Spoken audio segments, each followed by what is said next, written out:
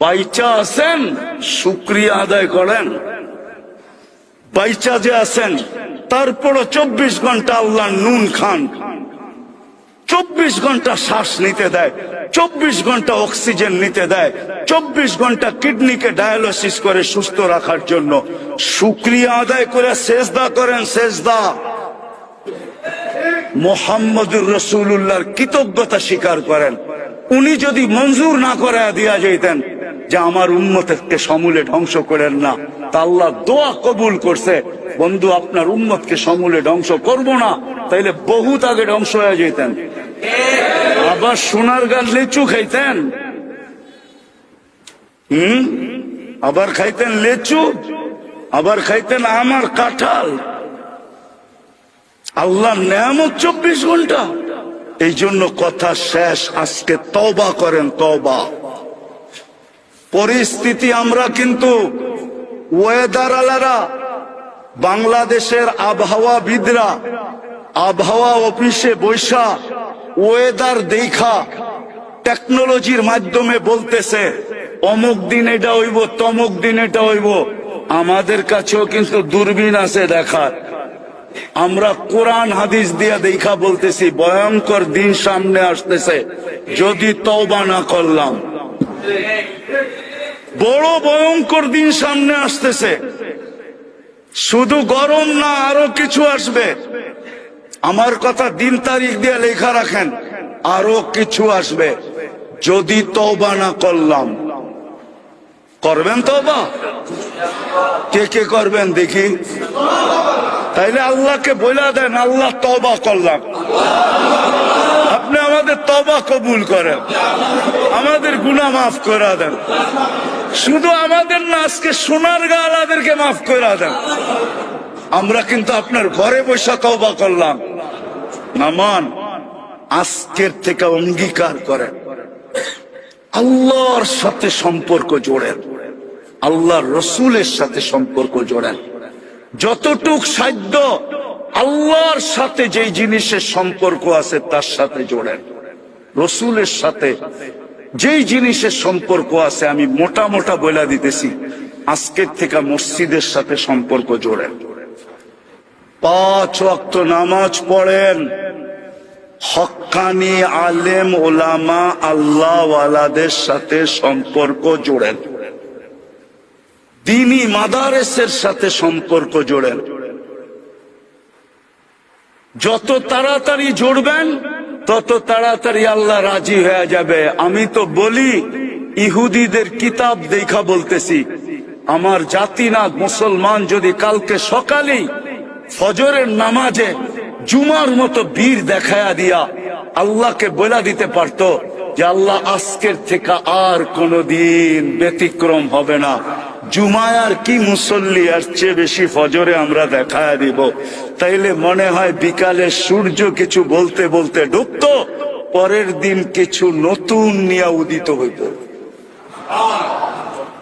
এই জন্য তওবা করছেন, অঙ্গীকার করেন যে মসজিদের সাথে সম্পর্ক জুড়ব, হক্কানি আলেম ওলামা আল্লাহ ওয়ালাদের সাথে জুড়ব, আল্লাহর সাথে জুড়ব, আল্লাহ রসুলের সাথে জুড়ব। ইনশাআল্লাহ জুড়বেন তো? পাক্কা তো? আল্লাহ আমাদেরকে আজকের থেকে নামাজ ছাড়বেন না তো? যুবকরা কি বলে? যুবকরা দেখি ছেড়া দিবে, নামাজ ছাড়বে? পাক্কা? আল্লাহ কবুল করুক। আমি তো দুনিয়া ঘুরা বলতেছি, আফসোস আমার সমাজের মানুষগুলা যদি বাইরে আড্ডা না দিয়া মসজিদে আড্ডা দিত। বলবেন মসজিদে আবার আড্ডা দেয় কেমনে? শব্দটা বেশি ভালো শোনা যায় না, ঠিক না? কি কোন হুজুর? আরে হা বলেন না বলেন, শব্দটা বেশি ভালো শোনা যায় না। যেই সময়টা হাটে বাজারে দোকানে রোডে ঘাটে বৈশা কাটাই, ওটা মসজিদে কাটা। দরকার হইলে বড় বড় বারিন্দা বানান, চায়ের সবকিছু রাখেন। দুনিয়া আছে চা বিস্কিট সবকিছু মসজিদে খালি হইতে পারে না, সবকিছু থাকে। বুড়ারা যার সময় কাটাইতে হয় হাটে বাজারে দোকানের সামনে বৈশা না কাটায়া মসজিদের বারিন্দায় বৈশা কাটান। তারপরে তো আল্লাহকে বলতে পারবেন। মাঝে মাঝে দেখেন না, আপনি বাড়িতে বইয়া চিল্লাইলে ওই তুই কই গেলি, তো পুরায় বারিন্দার থেকে বাইরে কয় আমি তো বারিন্দায় বয়ে রয়েছি, তুমি এত চিল্লাও কে লেগা? বলে না, বলে না। আপনিও বলতে পারবেন আল্লাহ রে আল্লাহ আমি বারিন্দায় বয়ে রয়েছি, আমি আপনার আঙ্গিনায় বয়ে রয়েছি। বানান মসজিদ এরকম, চতুর্দিক দিয়ে বারিন্দা দেন। মসজিদের ভিতরে চায়ের দোকান, চা রাখেন, ফ্লাক্স রাখেন, পানি গরম করার ইয়ে রাখেন, চা রাখেন, বিস্কিট রাখেন। যেই সময়টা বাইরে বৈশাখ কাটান ওটা মসজিদের বারিন্দায় কাটান। আর আল্লাহরে বলেন বারিন্দায় আছি, কিন্তু ডাক দিলেই ভিতরে পড়মু। কি ভুল বললাম?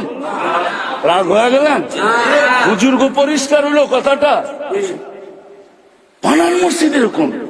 ইন্দোনেশিয়া আছে, মালয়েশিয়া আছে, থাইল্যান্ডে আছে, ফিলিপাইনে আছে, দুনিয়ার বহু দেশ আমি ঘুরে দেখে আসছি। আছে হায় আমার জাতি যদি এরকম মসজিদ বানাইতো, আমার জাতির মানুষগুলা যদি সারাদিন বারিন্দায় থাকতো, সময় বারিন্দায় কাটাইতো, ওইখানে বসে গল্প স্বল্প, কেননা ভিতরে না গল্প করা যায় না, বারিন্দায় তো করা যায়।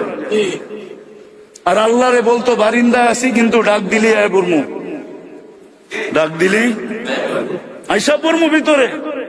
এরম যদি আমার জাতি করতো, দোয়া করি আপনাকে ওই মসজিদটা এরকম হোক।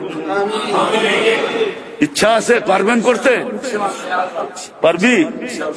হ্যাঁ, আরে নিয়ত করতে অসুবিধা কি? জায়গা নাই, আরে জায়গা তো আল্লাহ দিব, ঠিক না? কে দিব? নিয়ত আসেনি এটা বলেন। আল্লাহ আমাদের সবাইকে আমল করার তৌফিক দান করেন। ওমা আলাইনা ইল্লাল বালাগ। দোয়া।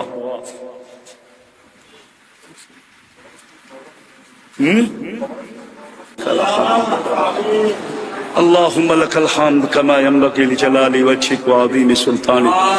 আল্লাহ বলার পর্ব ছিল শেষ, শোনার পর্ব ছিল শেষ, এখন ভিক্ষার পর্ব, চাওয়ার পর্ব। আল্লাহ কোথায় বসে হাত তুললাম এটাও জানেন। ঘরটা কার? আমাদের তো না, দুনিয়ার কারো তো না। এটা শুনছি আপনারই ঘর, আপনারই ঘরে বসে হাত তুলা দিলাম। কাদেরকে নিয়ে হাত তুললাম এটাও দেখেন, আয়োজনটা কিসের এটাও দেখেন, কারা আয়োজন করছে এটাও দেখেন।